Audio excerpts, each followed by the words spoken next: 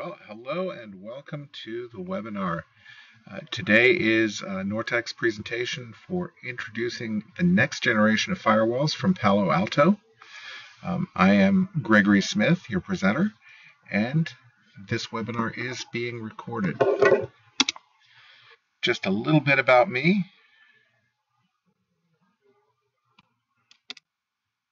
I'm a senior consultant with Nortec Communications.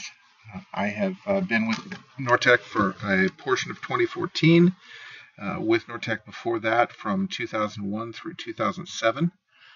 I've been Microsoft certified since the mid-90s, CISSP certified for 6 years, certified in MCSE plus security, and I've worked with a number of firewall platforms. Everything from Checkpoint and Cisco PIX and ASA, Microsoft Proxy Server, ISA Server, TMG, and others, Junipers, NetScreens, WatchGuards, you name it. The story we have today about Palo Alto I find really compelling. It is a unique product, and I think as we go through this, you're going to see some things that the Palo Alto solution does that simply is not available through other platforms. So let's get started. Today's agenda, we're going to talk about the security landscape, a little bit of history, where we've been, how things developed, where we are today, what we really need from the IT department standpoint, from the end user standpoint, and then how the Palo Alto solution is different from current solutions, and really where it fits into your network, into your organization. Where we've been. This is, again, some of it old history, some of it not quite so old, but if we go back to the very beginnings of the internet and setting up systems to talk one to another, there were requests for comment, IEEE documents, and defined protocols and ports, defined standards for those communication to take place, and really a whole lot fewer applications. So if you look here, this is a stateful inspection, but the original ones were really just access lists of ports. Stateful inspections looking a little bit deeper, but not a whole lot. Main applications are browsing and email, browsing through Open Clear Text, Port 80, HTTP, Hypertext Transport Protocol traffic, mail through Port 25 for simple mail transport protocol, and same thing, that's in clear text. Anybody who can open the packets between sender and destination can read it. It's a lot more like a postcard than an email. Because the internet at the start was not designed with the concept of security so much as the concept of trusting the other systems you're connected to. So very basic threat environment. You're working in seemingly trusted systems, collegial atmosphere, connecting education and government institutions together. And as it got more and more open, that's changed. Where we are today, we still need those protocols and ports. There are still lots of applications that use them, but developers have evolved applications, and they really want to simplify the user experience and make sure to keep IT as little involved as possible.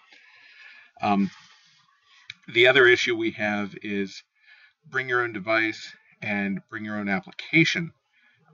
With those, bring your own device. If I, as an end user, come into my workplace's network and I have my smartphone or my tablet, laptop or so forth, and I plug into the network, now I have a device that's inside the firewall on the network that really should be treated like an external device. IT doesn't have the same level of control over these. Bring your own application, things like file sharing, contact sharing, other platforms like that to be able to store your information in the cloud and use it wherever you go. present a problem when we're talking about business environments where the information really belongs to the company and not to the end user. So definitely have some concerns there. Here's looking at things today. So you take Microsoft SharePoint. The stateful inspection traffic that's coming across port 80, HTTP. Maybe it's SSL secured, so it's going through HTTPS, but it's still a well-known port. From a proxy server, it would be just a web session or SSL connection. Intrusion prevention, no real issue there. I'll talk about the app ID in a moment. Problem number one, applications like BitTorrent. From a stateful inspection standpoint, it's using the same ports and, in a sense, the same protocols. It's still using HTTP, it's just utilizing it differently. And that's how it downloads from the web servers. So it may have additional TCP sessions that are initiated, but not always.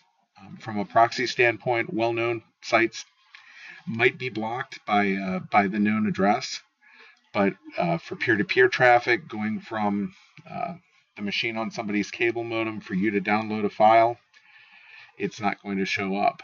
On the URL filtering, same kind of thing. So IPS may or may not see that as a threat and really can only just deny access at that point. Or look at Tor, the onion router. This is something where it's still using HTTP or HTTPS for transportation. It's using a web session or an SSL connection, so it looks like web traffic. And really, I mean, this is just a way of anonymizing your web browsing to go out and have the sites that you're visiting not necessarily know where you're coming from. Again, not something that the other systems are going to see. Let me back this up a little bit. If we look at the bottom section now, App ID, which I'll talk about in more detail later on here, is the application identifier used by the Palo Alto firewall system. So here we're talking about SharePoint, but within App ID, you see there are 6 different applications defined. There's the basic SharePoint, there's SharePoint administration, there's SharePoint documents for document sharing, wiki, blogging, and calendar, and those are seen as separate applications. And even if you have 2 different users within your system going to the same SharePoint destination, they can be assigned different rights to those different applications. BitTorrent, easily identifiable as BitTorrent, and access can be denied or maybe allowed for the IT department if you need to download Linux distributions or things like that. Tor, again, visible to the system. Application is identified through Palo Alto, and it can be blocked or it can be restricted. So as we continue with that port-defined, port and protocol, stateful inspection, here's a really challenging application. There are others. Microsoft Link, which we're communicating on right now, and which we're recording on a traditional firewall, needs to have all of these ports open and available in order for it to work correctly. This is, again, it's a complex application, but it's one application that doesn't cover additional rules, users, filtering to make sure that the documents that we would distribute through this don't contain malware, etc. So lots of other things that would need to be addressed to properly secure link. And then we look at some of those. Virus scanning. If I'm transferring a file into the company system, we want to make sure that that file coming in doesn't contain any malware. URL filtering, if you're doing web content blocking by category or in that sort of way. Data loss prevention to include things like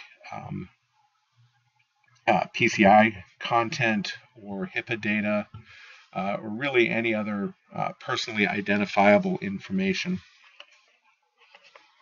and making sure that that does not get distributed. You don't have a data breach. Intrusion detection, mobile device management, et cetera, et cetera. Things keep adding on, and in many ways, it seems like for every new need that's found, the security vendors find a way to sell you a new solution that's a box you plug into the network. And it looks something like this. Your firewall helpers, on the left side, you see taking your traditional firewall that does files, email, web filtering, but then you need to add a box that does intrusion prevention, or a box that's a proxy server for web access, or something delivering quality of service, or virus filtering, or data loss prevention, etc. Each of those pieces adds a level of complexity. Each of those pieces adds a additional point of failure and really reduces the reliability of the entire system. And the other issue that comes into play here is, as you have more and more systems, you need to have people who can make them interact well. And then you need either a process or, again, people who are way, way slower than computer systems to correlate events and to actually be able to determine if there are problems, etc. One other thing with this chain of devices is, besides the loss of reliability, is a loss of performance, as each one has to touch the traffic, open the traffic, run its rules on the traffic, decide to allow, deny, filter, whichever, and then pass it on to the next link in the chain. The Palo Alto solution is really, really engineered in a way that just handles that. You can look at some unified threat management answers, some appliances, et cetera, that do that, but really, we're talking about consolidation of roles into a single chassis, and they run on blades, and it's still a very similar net effect. And really, what we've seen here is the traditional answers that firewall and helpers, they don't work. Businesses don't wait for the RFCs and process to define ports and protocols, to set up new applications. The application developers look at it and say, I'm not going to get market share if this is something that is on its own set port and so forth, things like Link being an exception. Although, Link's market share is continuing to grow. It's not growing nearly as fast, I think, as it would if it ran over just port 80.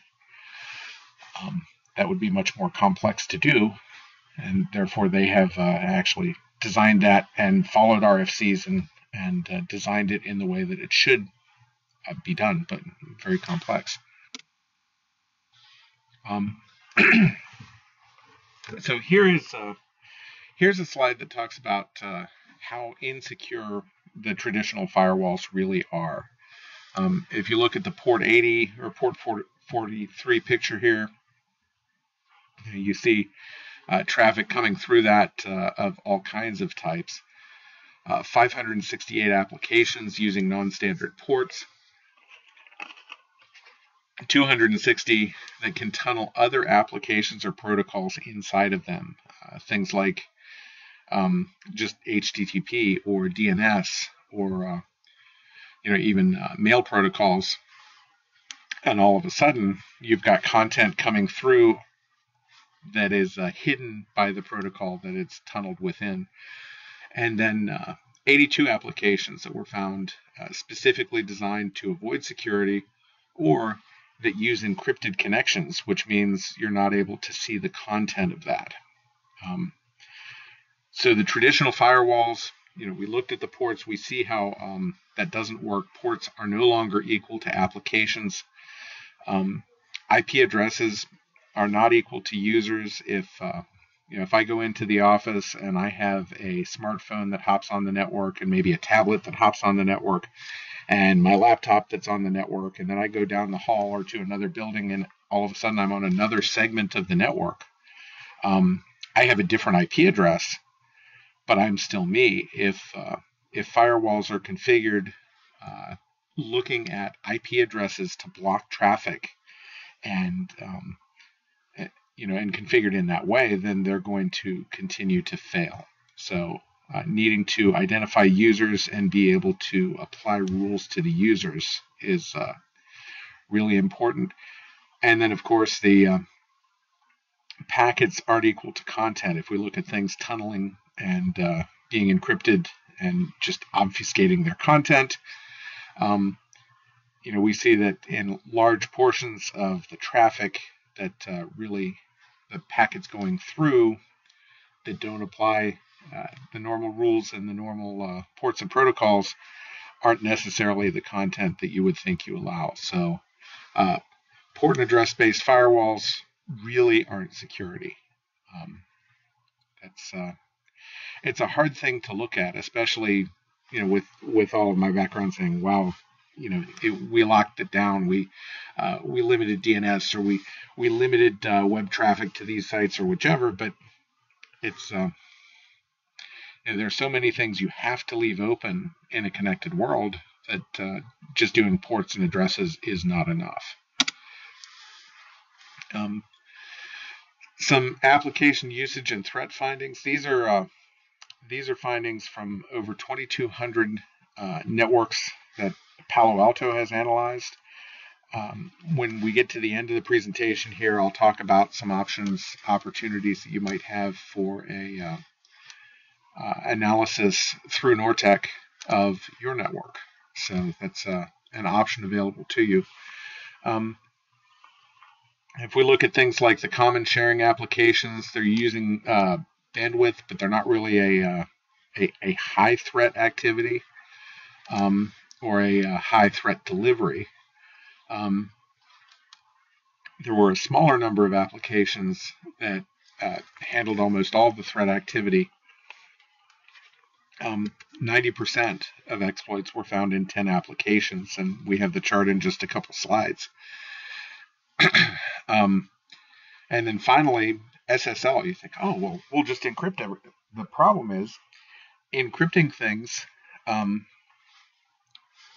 protects you in a number of ways, but encryption can be used against you to prevent you from seeing content that you need to be able to filter. For example, if somebody's sending out patient records or credit card numbers and it's encrypted, then how are you able to look at that and address it?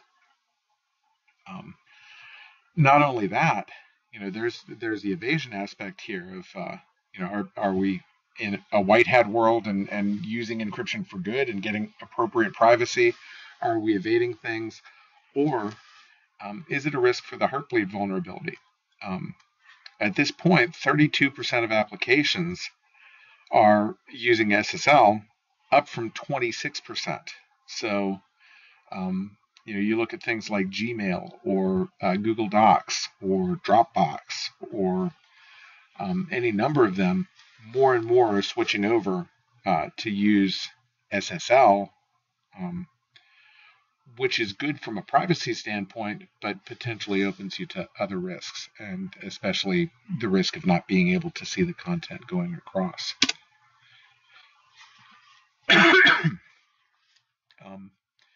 As we look at the sharing applications, file sharing, photo and video sharing, social media, email, common stuff here. How many of this is really business use? 25% of the bandwidth typically goes down this path. How much is helping the business and how much is a potential productivity waster?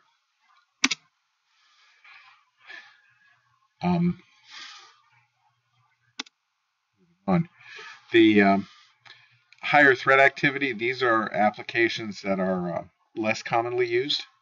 Still social media, not the sharing aspect of it so much as the links and so forth. FTP file sharing, mail, web access, Yahoo Mail are running those things and trying to get exploits delivered to your organization and executing within it. The the 90% comes out of these 10 applications here. Web browsing, proxied web browsing, RDP for the remote desktop protocol, SIP, and this is where things start to get interesting. SIP is the IP protocol to transmit voice. It's one that we're using right now on this webinar and is being recorded. But yet, because it is more and more enabled across people's firewalls, and there aren't a whole lot of good provisions for filtering it, SIP is being exploited and sending non-SIP traffic across the SIP ports. Most interestingly to me was DNS. DNS is like a phone book for the internet. If I go to Nortec's webpage and I punch into my browser www.nortec.com, the first thing it does is try to contact a DNS server. Normally, that's going to be a local one in my network. And then my network server is going to forward that out to the internet and resolve the name, get it back to my server. It hands it to my browser, and the browser opens that page. But what that means is DNS is so important that it's open across lots and lots of firewalls.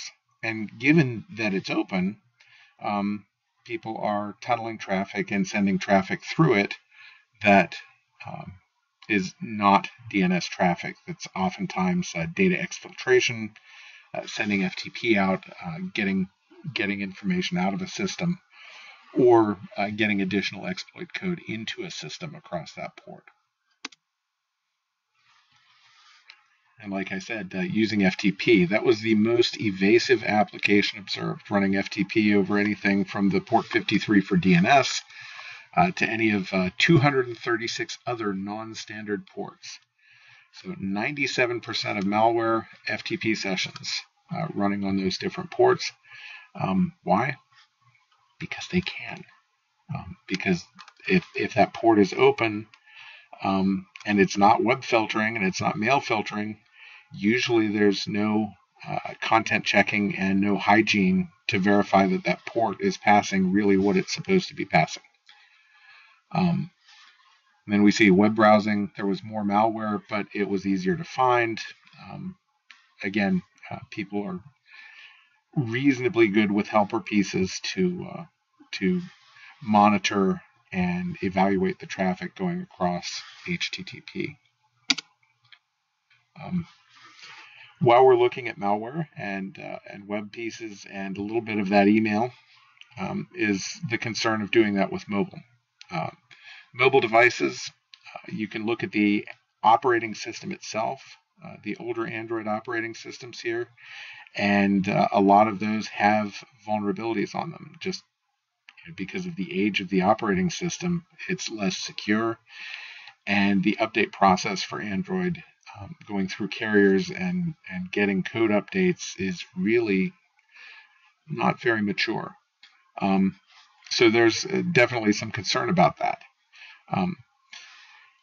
People getting an email attachment or a phishing link on their phone are, it says 3 times, the way I do the math is actually 4 times more likely to succumb to a phishing attack.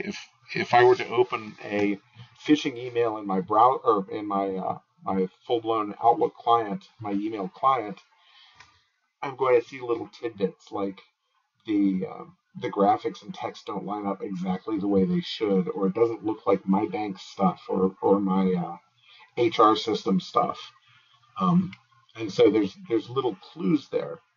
Maybe I can mouse over the sender and see it says it's from World Bank, but instead the reply address is something completely different. On a mobile device, you're accustomed to things being a little bit off, and maybe the web page has, the way it lays out, or the email lays out on that page, is going to look a little bit off, and you're inclined to just say, yeah, that's it being mobile, and click anyway. And so what we see is that's exactly the typical user behavior here. 90% of people would not open a suspicious file on a PC. So 1 in 10 would, whereas only 60% wouldn't open it on the phone, which means 4 in 10 would open it. So 4 times as many people would actually click the link on their mobile device as would click the link on their PC. I mean, this is the security behavior, the end user being the security weakest link that we've been trying to train people for years, and build awareness and make sure that people know, okay, if you get the link, don't click the link. And now we find that if it's delivered to their phone, almost half the time they click the link. So at that point, the data on the phone obviously is a risk, but so is everything else on the network it's connected to. Mobile devices are just as powerful as PCs from not that many years ago. You can run almost all the hacking tools. We're talking about plenty of memory, plenty of processing power, and a Linux-based operating system for, at least for the Android phones. So it's even a platform that is very friendly to the tools that are used for hacking and malware creation. So what we have is a very target-rich environment here. At the second line, it says the threats thrive in most customer networks. The application vulnerability reports prove it. And they do. And we'll talk about, again, how you can get an application vulnerability report here at the end of this presentation. But being aware of non-standard ports, again, ports don't equal applications, tunneling within protocols, and then the applications that are specifically designed to circumvent security, proxies, anonymizers, custom encryption, etc. So where we already touched on this once. We still need the ports and protocols. We still need some basic firewalling, but that's got to be just the first level. That's got to be the beginning of things here, not the be-all and end-all. So what do we really need? From an IT standpoint, we need to have user identity. We need to know that, when I, Greg Smith, sit down at a laptop and I log on to the laptop, that it's not the IP of the laptop that's me, but it's able to identify that I'm the one who's logged in. I'm the one generating that traffic. Likewise, if I also have my mobile device and my tablet, and then all of a sudden I close the lid on my laptop and I walk 2 buildings down and connect right back to the network, and I'm in a different IP address range, that's still me, and it's not Greg over in the R&D building, or it's Greg over in the test lab, or whichever, but it's still me, and be able to access that user identity and utilize that to filter traffic and allow and restrict traffic. Be able to restrict the applications and features, not just firewall ports, but to be able to identify them. And we talked about that a little bit with SharePoint as an example. We also need to be able to see the content that's being delivered using those applications and those ports. So from a user standpoint, it just needs to work. No muss, no fuss, keep it simple. I open my application, I can get in and it works. If it's an application that the business has said I shouldn't use, then it shouldn't work. And just keep it very, very simple. So here's Palo Alto's value proposition. This is their core story, and it's really a good one. It's an enterprise security platform that safely enables all applications through granular use control and prevention of known and unknown cyber threats for all users on any device across any network. That's a really big statement, and I've gone through, I've seen how this works. I've worked with the platform, and there's no fluff here. It is all true. safely enabling all applications through the application identification, granular use control based on user ID, group membership, role membership, and even what device you're on. Prevention of known and unknown cyber threats through the cloud service, and you'll see it here shortly, called Wildfire. It's also available if you're in a highly secure environment. You can't allow data to leave your environment. It's also available as an appliance that can do the sandboxing within your environment and provide the same capabilities for all users on any device across any network. So here we see the bottom left shows the traditional hardware appliance, the next generation firewall.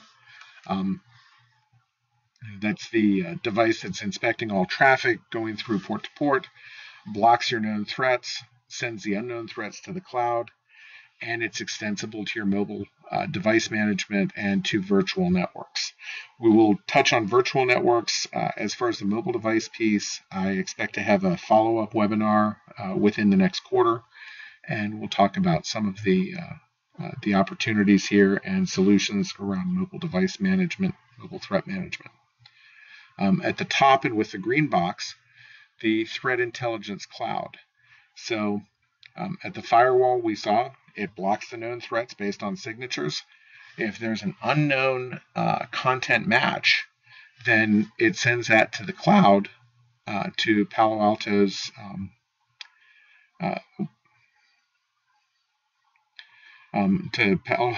threat management, and at that point, the threat is actually run in a sandbox environment automatically that covers Java, PDF Adobe files, Microsoft Office documents, executable files, and it can run those in a Java virtual machine, in an Android operating system, in a Windows operating system, both XP and 7.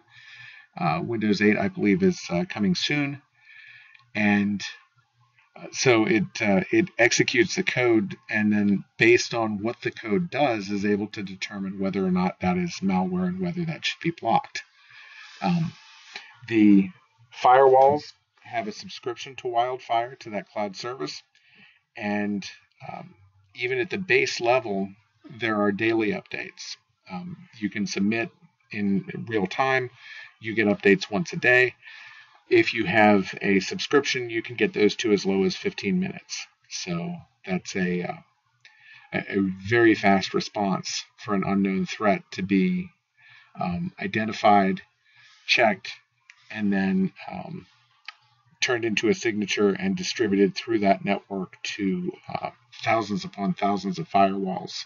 And then not only is your network protected from that previously unknown threat, but so are all of the other subscribers. So I think I've probably hit almost all of these right here, but safely enabling your applications. We've got more than 1,500 applications already identified. Doesn't matter about the port protocol, encryption, or evasive tactic. There's fine-grained control, so we can say allow, deny, limit, scan it, or shape it, prioritize the traffic based on users, groups, roles, and the devices that they're connecting from. The platform addresses the complexity of the firewall infrastructure, and I've got an architecture diagram and a couple of slides here that will show you that. It doesn't have to handle technology coordination with other devices. It's all built into the single device. Gives you much better visibility and better feedback as well. From the second standpoint, broadly detecting and defending against threats, you can configure acceptable use policies, process the remaining traffic, so the things that are allowed get full security and maximum performance. If the traffic is denied, there's no reason to go through and scan it for anything because it's already denied. It's not getting through.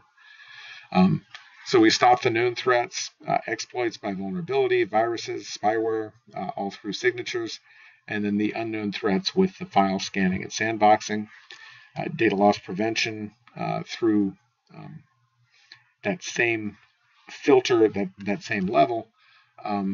We can stop confidential data getting out of the network. So credit cards, social security numbers, etc. And then the last thing here is really that there's a purpose-built platform. It's simpler infrastructure, simpler operations, because there's really a single graphical user interface, single operating system as the heart and soul of the network security infrastructure. So what that means is anything from the smallest PA200 branch office firewall up to the largest multiple gigabit port data center class firewall, the basic operating system and the rules and all of that is the same. The processing, the amount of memory and resources within the device obviously is higher with the bigger ones, and there are specific capabilities that are offloaded to provide faster and faster performance. But for each model, you're processing all traffic on all ports at wire speeds with a single pass architecture. We're not opening the packet, examining this, closing the packet, handing to the next box. And I'll show you that in 2 or 3 slides here. The platform integrates with mobile users into the data center, onto virtual machines, and the manageability can tie into platform management tools, log management tools, things like Splunk, etc., etc. What we've seen traditionally, you have the bad guy outside your network. You have your valuable databases, application servers, web servers, and so on in your data center. And then you have your user community, and you know they're good. They're your users, not a problem. The reality of today, though, is that they're bringing devices that may be infected. They're accessing applications that may not be what they think they are. And so from a good security design, we really need to look at treating all of the end user community with the same level of scrutiny as we would treat somebody outside our network. So moving that firewall in between not only the external users, but really all users and the valuable data and platforms. We've already seen the stateful firewalls and helpers, not the answer. One of the key things here, besides point number 2, talking about best of breed, and if we have the absolute best data loss prevention box, the absolute best antivirus box, and how do we get them to talk to each other and correlate, and if one sees this, does the other one react in the appropriate way, is a challenge. It's complex, it's costly. Every time you update, you have to verify that all of the pieces are working together, and it's more and more effort to manage. It just adds cost and risk. The other thing, though, is we just talked about moving the firewall between the data and the users, but if we're deploying firewalls at key points in the network and out at remote offices and at branch sites, etc., how do we take all of these components and duplicate it at your other branch offices, your other critical locations, to say, oh, I need data loss prevention in every office. Well, if you have a public internet connection in every office and you need data loss prevention, that's the only way you can make sure that you have it for the whole system. So that could be very, very expensive. Consolidating to unified threat management, we already talked about, doesn't really change anything. So what do we do here? We safely enable the business and manage risks. I'm going to show you this, run through a couple pieces, and then show it to you again. Let's look at Facebook. We can say, oh, look, everyone can do the basic access. They can post information to a customer wall or to a prospect's wall or whichever sales organization. Within the Palo Alto system, we can set up the policy to secure that's permitted. So make sure that there's not any data going through that shouldn't, no malware being sent, anything like that. We're still doing content filtering, but then just block the things that are not permitted: file transfer, chat. From a different application like Salesforce, the sales organization has access, so we can let them email and upload designs and quotes. Again, secure what's permitted, but then block general population from even getting to this, or from downloading from this. And maybe you want this to be the system of record and to have all the change control here. So you could set it up where there's no downloads, it's all access within that system. Look at things like marketing and exchanging large files. Okay, they need access to Dropbox. That doesn't mean you now need to give them a static IP address and set up a specific rule allowing Dropbox from that one device out to one recipient in the outside world. Now you can say, okay, if it's this marketing person, even if they've gone to another machine because that's where they were doing the work, as long as they're logged on with their identity, they could still get to Dropbox Web and upload a file. But the general population could be completely blocked from Dropbox Desktop. Another example is RDP. I'll save that one for next time. We'll see the slide momentarily. So the differentiation, we talked about ports running at wire speed. What you see here is the OSI model for network traffic. And as a packet is opened, here it comes up the left side. We're looking at the networking configuration. We see the port and protocol ID, the source and destination address, what user it is. Go through and look at application identification, look at the signatures, and then run across the top here through the single match engine. So the packet is only handled once. It's not opened at this box, handed off to the next box, opened at that box. It's handled once, and it's built in an extensible way. So there's already the capability of doing the intrusion prevention, virus scanning, search for command and control networks, DNS filtering, file control, and content control. So it does the stack analysis to begin with, then looks at the signatures. If we have an unknown signature, that gets sent off to Wildfire, executed in the sandbox, and we look at the behavioral analysis there. And it's extensible, so other technologies can be plugged into this. So we've looked at the security platform. Now maybe you have a little bit better picture of how the on-premise firewall interacts with the threat cloud, gets the information executed in the sandbox up at the threat cloud, and then pushed back to the firewalls for the signatures. So the key pieces here, we talked about understanding the content, understanding the user, understanding the application, content ID, as that packet is broken out and we see what the content is. We can look at data and see, is that any kind of data that should not be exfiltrated from the system. The example here, credit card numbers, social security numbers, maybe it's QBK files for your company's QuickBooks, or those sorts of things can be blocked.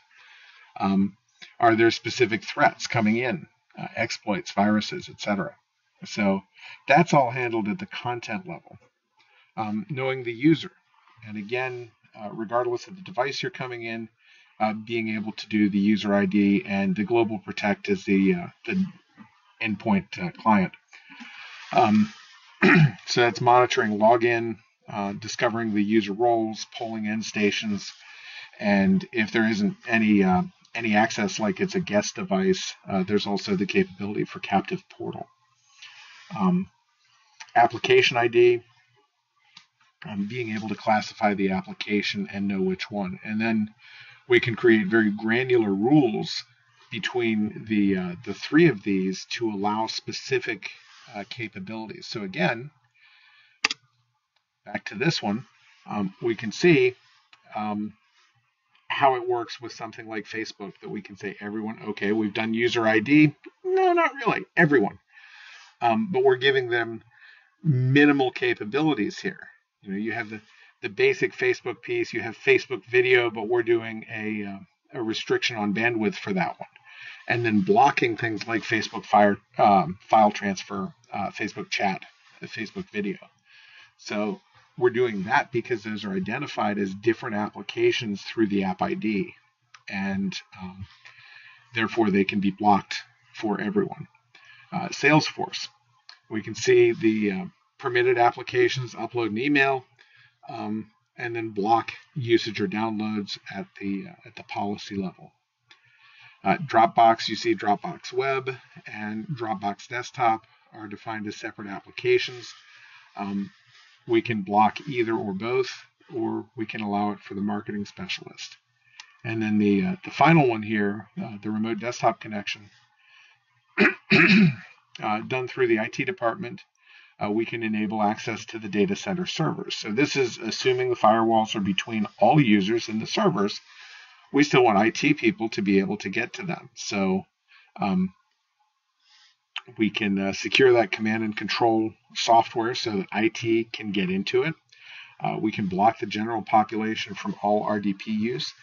And we could even designate that these are specific workstations. So it has to be an IT person on an IT device to access that application and get through the firewall. A little bit on each of these. The user ID, or mapping users to IP addresses. The platform integrates with multiple identity management systems. So we talked to Exchange, which is a big one. The majority of our customer market runs Exchange, so it's a good source of directory information. Obviously, Active Directory as well, Novell's eDirectory. We can do client probing, the Global Protect agent on the clients. Terminal services. If you're doing that traditional firewall, one of the problems is that terminal server is a single IP address. With the terminal services agent, we can see which user it is, which session, and go from there. We can tie into wireless systems and integrate to those. Again, with the user ID and their sign-on pages, be able to identify the device, and then based on LDAP lookup, identify their roles and groups as well. Application ID.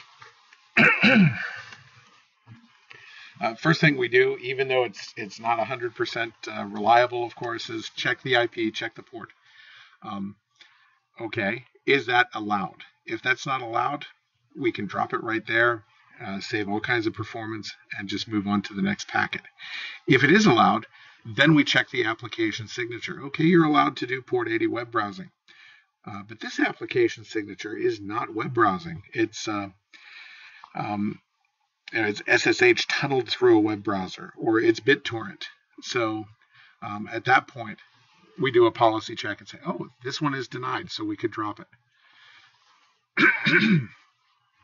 If it is still allowed at that point, we may have to go through decryption and do SSL decryption, run it back through the application signature a second time, and be able to go from there. But we can very easily run it, and all of the policy checks are getting the lowest hanging fruit first, so we get the best performance possible. Content ID, so very similar. We're decoding it, checking the signatures, doing the URL matching based on URL filtering, and then before we close the packet, go over to that single pass pattern match to look for malware, vulnerability, data loss prevention, etc. So file type matches and so forth. From the available platforms, Physical, the very top middle one there is the small office, branch office type thing, the PA200. And we continue right on through a big rack-mounted chassis, the PA7050. All kinds of capability and a broad range of performance. So at that small end, you might be separating an internet connection, a server network, a Wi-Fi network, and a wired client network. And there's your 4 ports running at a pretty low speed, all things considered, but fast enough for business traffic there. And it continues to grow. All of them running the same operating system. Right above that, Pan OS, you see the light blue. It talks about Panorama. Panorama is the platform that allows you to manage multiple Palo Alto firewalls through a single pane of glass. So you can do that. All of the systems, their next generation firewall. They can do the IDS, IPS, web gateway, VPN. If you have that daisy chain of systems today, you can actually take a Palo Alto unit and put it in for any one of those and continue to leverage the current solutions you have for VPN or web gateway or IPS. And that will work. And then all I would say is when that solution comes up for maintenance renewal, or when that solution comes up to its end of life, look at wrapping the functionality into the Palo Alto, because the capability is built in. It's already there. For any of these, besides the hardware unit, there are 4 subscription services. So there is the Wildfire. So that's that online sandboxing capability, up to 15-minute interval for getting your definitions downloaded. Even without the subscription, you can get it at 1 per day, but I would definitely recommend that. Global Protect ties into your client management, the URL filtering, and then threat prevention, which is your malware and command and control scanning.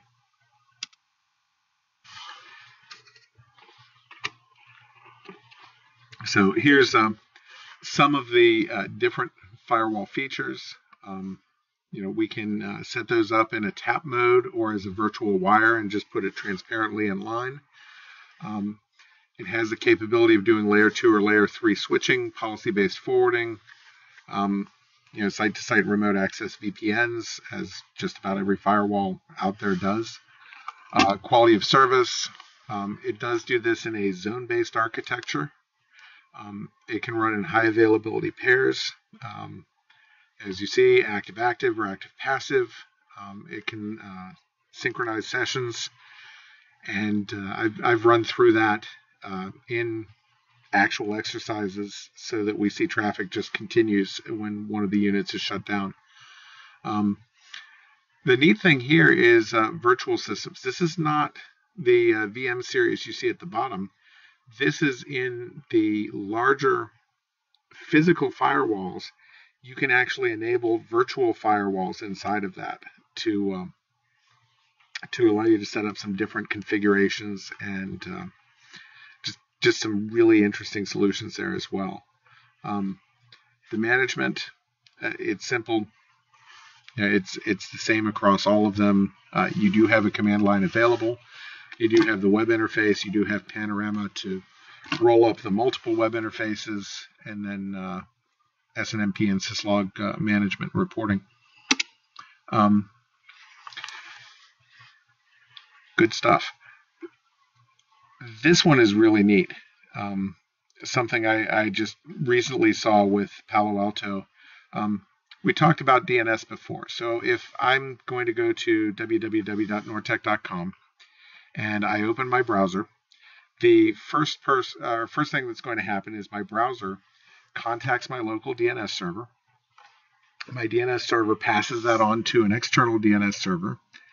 And if there is some kind of DNS blocking, there may be, if you're using a service like OpenDNS, or if you have some kind of DNS filtering out there, you may see a report that says malware on network. That's sort of helpful, but it's not really helpful. If you have malware on your network, you want to know where it is. So what we do with the Palo Alto, the new functionality here in the latest version, is what's called a DNS sinkhole. So again, I'm going to go to my browser, and my browser redirects me to badmalwaresite.com. Not that I knew it. That bad malware site lookup goes to the DNS server. So far, so good. The DNS server goes to pass that traffic out to the internet, and because that traffic is identifiable and the content is identifiable, the Palo Alto server can respond saying, here's the DNS you need, and point right at the firewall. So now the DNS server hands me the address for the Palo Alto firewall. My client contacts the firewall instead of the command and control station for this bad malware. And what have we done? Not only has the command and control capability of the malware been blocked because I can't get to it, but because the Palo Alto firewall knows who my machine is through user ID, it knows it's Greg Smith, it knows it's Greg Smith on this laptop, then the firewall can say, this is the device that's infected. Not, there's an infection somewhere in your network, but it can pinpoint it. So it's really, really impressive. Very neat technology, very well engineered.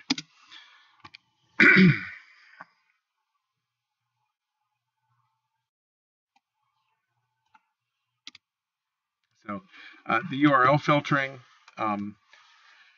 we have capability within the system that it can filter cache results. So some things that people will do, and you can try this on your system and see if you're protected or not. Go to google.com, search for something, and then click for the cache results. You can oftentimes do a search for a restricted content. Obviously, make sure you're an authorized person to test the system, or you may be in trouble with your IT people. But you can put that into the search engine, and then even where you wouldn't be able to get to the original site, the cache site is stored on the search engine on google.com. So you could see the cached copy.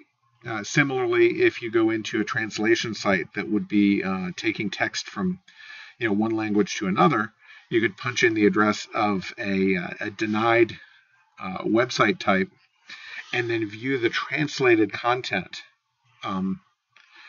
and potentially even run it through two translators so you can read it back in your native language, maybe a little bit chopped up and garbled, but now you're seeing content through the system that should be blocked. We can enforce safe search.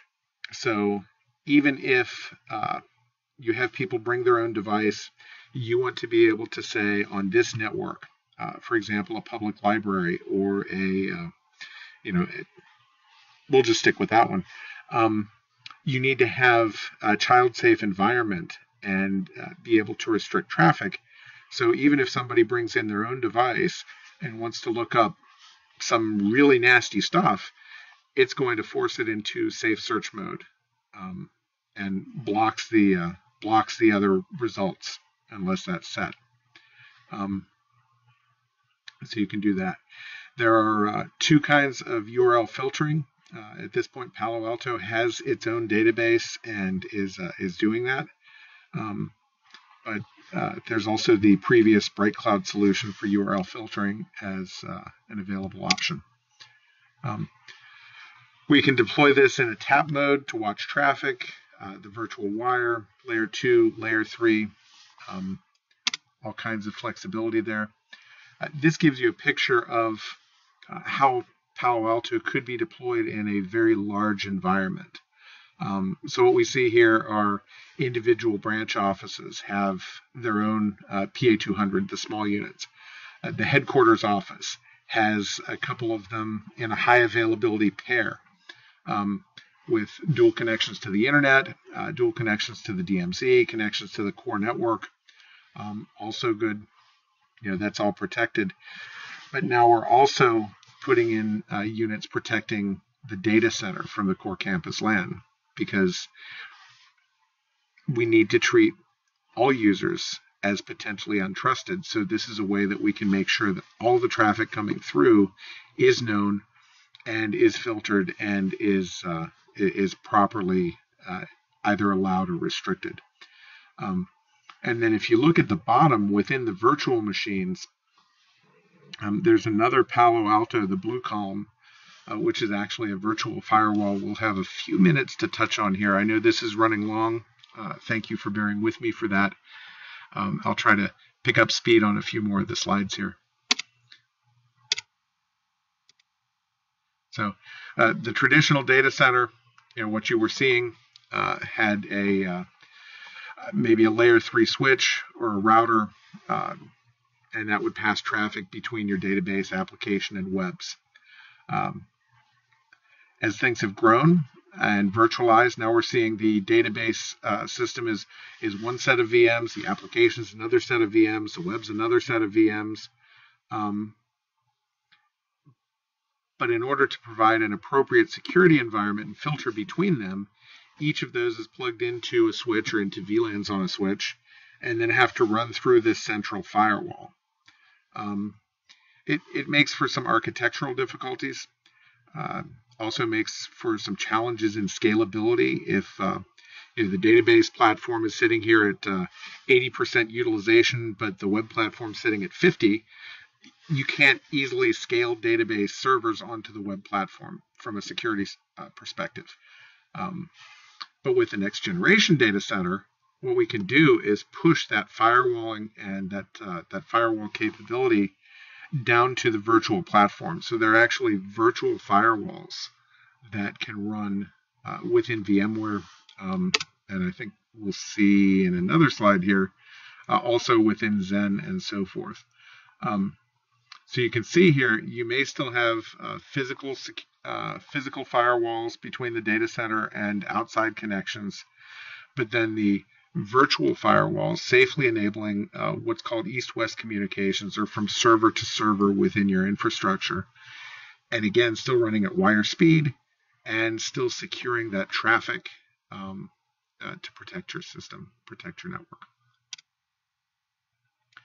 So this is the VX series virtual firewall. It does require a little bit of space, a couple CPU cores. Deploys on VMware since 4.1, so it can run a good bit of traffic. There's also a VM series for NetScaler and VM for VMware NSX.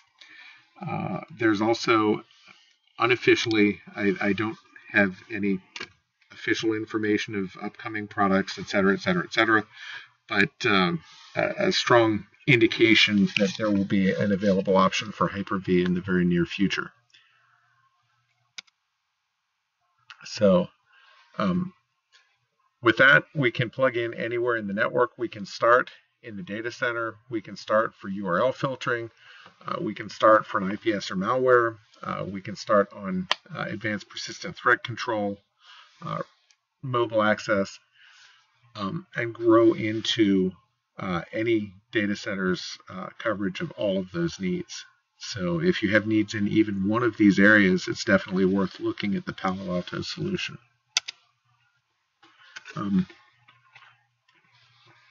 Again, in the interest of time, I'm going to try and be quick with this, but the tactics of today, the hacker, and I've seen things through the Verizon DBIRs, I've seen it through Symantec's and other vendors' reports, and this is pretty consistent across all of them. As a high-level outline of how an attacker tries to get into a system, first of all, they have to bait the end user. The days of just popping into a system from outside, it's not impossible, but it's not as easy as it used to be. finding an exploit and just remotely gaining access to a system. The easier thing to do is to get a person who already has some level of access to give that to you. So we start with baiting the end user, send them something that is going to gain you an initial level of access and infect that machine. Then put on number 3 here, your backdoors, and start to take ownership of that machine and start to look at the network. Establish a second connection. This back channel connection is really key. If there's a piece of code left on the machine that can communicate outbound, oftentimes your outbound network traffic is very, very much less filtered than inbound. So the assumption again is that the users are trustworthy and that the user devices are a safe environment. So if I've got a firewall that says, well, the only things coming in are email to my mail server, maybe RDP or Citrix or something to a remote desktop server, maybe not even that, maybe just VPN. But for the people inside, if you go to a website and it requires some sort of secondary connection, well, we're going to allow that because we want stuff to work. This is how the back channel piece works. And oftentimes it will go out, as we discussed, through port 53 for DNS or over port 80, 443, similar well-known common ports. And at this point, it's seen as allowed and trusted traffic. And at this point, you restart the machine, it's still going to communicate with the attacker. And then now that that person owns the machine, he has as much time as he wants to go through and explore your network and find the data he wants and get it out. So what do we need to do? We need to be able to see files and everything at all the time. We need to be able to see inside SSL, inside compressed and encoded files. And as seen here, we need to see it at all critical places in the network, not just the edge. We need to be able to detect that traffic and see behavioral analysis, alert on malware, and then update signatures, be able to block threats at the firewall, and block malware even in stream or in the middle of traffic. So we reduce the attack surface. I'm just going to build this slide. Whoops, back one. So positive controls, we're restricting the application. We're not giving people command and control software except if they're authorized user groups, things like the RDP example that we had earlier. We decrypt SSL and SSH. We have a default to blocking all. If it's not allowed, you can't do it. Prevent the known threats. So vulnerability exploits, malware, bad websites and domains, command and control. And as we detect unknown threats, that first orange arrow here is that it gets automated feedback into here and the definitions are updated. We prevent the unknown threats by sandboxing, looking at the suspicious file types, and prevent execution. So we stop and analyze the attempts, and again, globally share that through and roll that up as well. So really good prevention here, and then the validation, remediation, forensics, and logging all available here as well. So we saw the 5 steps: bait the end user, exploit the end user, get the backdoor onto the machine, get an outbound back channel so that we have our control and our footprint into the system, and then take away from that customer anything of value. So from the end user standpoint, we have App ID and we can block the high-risk apps. We can block known malware sites, and we have some answers to that. From the exploit level, we can block the exploit, and we can block unknown exploits. As they download the backdoor, we can block malware, drive-by downloads, and we can even detect unknown malware. So when they go to establish the back channel, because of App ID, we can see, oh, that back channel isn't traditional traffic for this port, shut it down. We can block malware domains, the fast flux domains that change rapidly from user to user, block spyware, the command and control traffic. And then as they're trying to do this advanced persistent threat and stay in the network, we have coordinated intelligence to detect and block active attacks. So really answers for each of the levels and each of the steps of this attack sequence. There are places that the Palo Alto solution shuts that down. Next generation firewall, it's the best way to address malware and advanced persistent threats. It's in the right place. Again, you see that the full system diagram up top, but it is the only single graphical user interface, purpose-built, enterprise-wide network and security platform. As long as you put the correct firewalls in the correct places, then you can filter anything that needs to be filtered.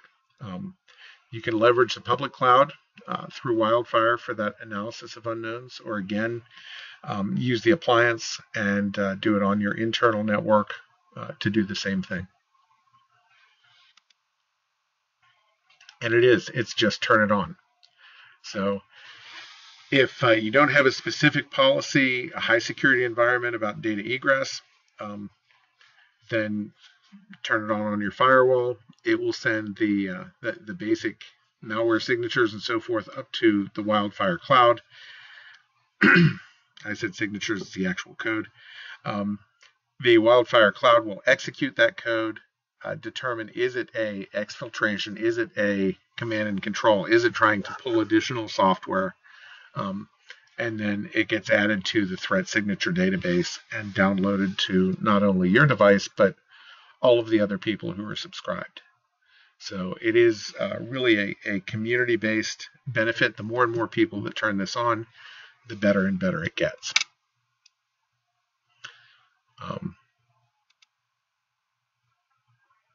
See here, does the sandboxing in Windows XP, Windows 7, Android, processing over 250,000 files, 370,000 unknown files each day, and generating 6,200 new signatures each day.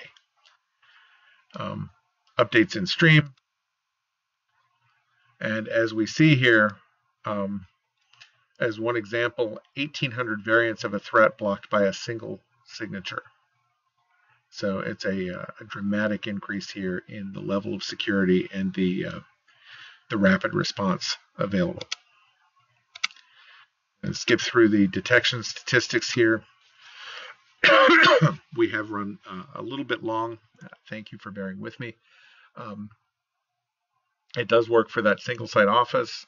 For a multi-site enterprise, we talked about same architecture, same GUI, same management experience, the enterprise using that panorama tool to manage multiple devices.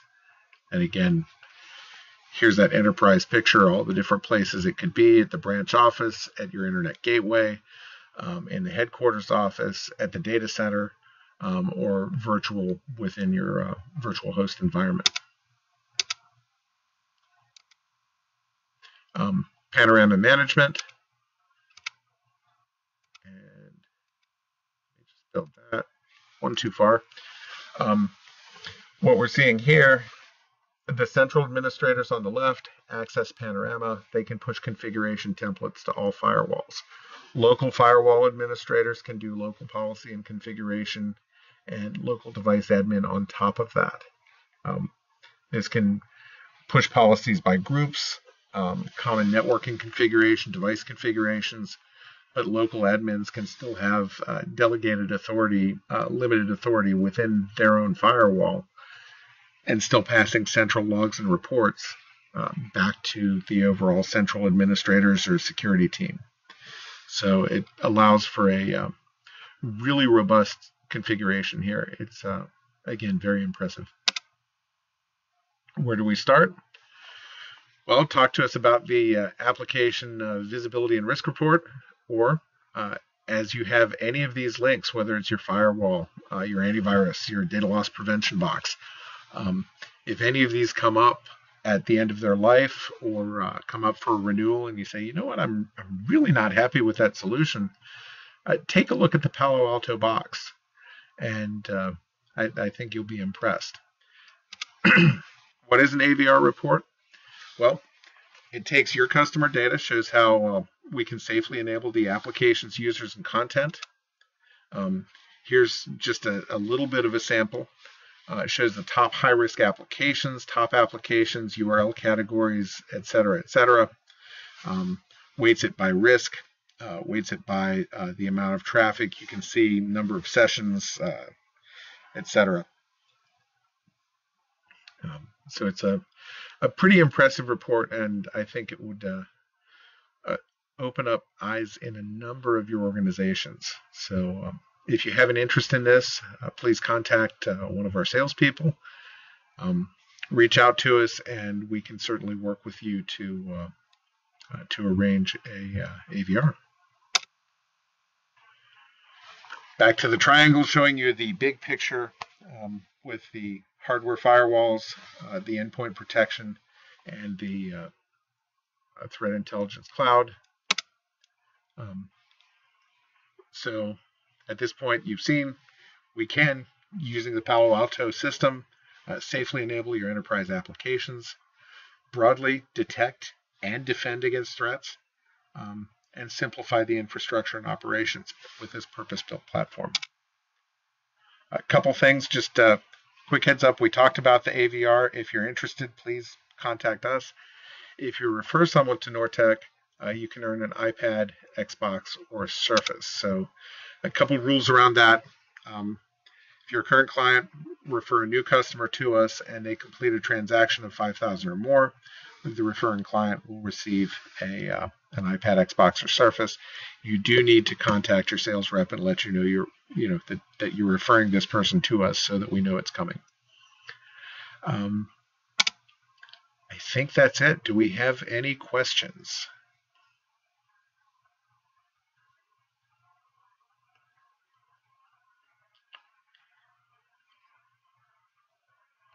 All right. Well, I thank you for bearing with me in the slightly long presentation here. I hope you found it valuable, and I look forward to hearing from you guys in the future, working with you on some AVRs. I wish you a tremendous and prosperous day and weeks ahead.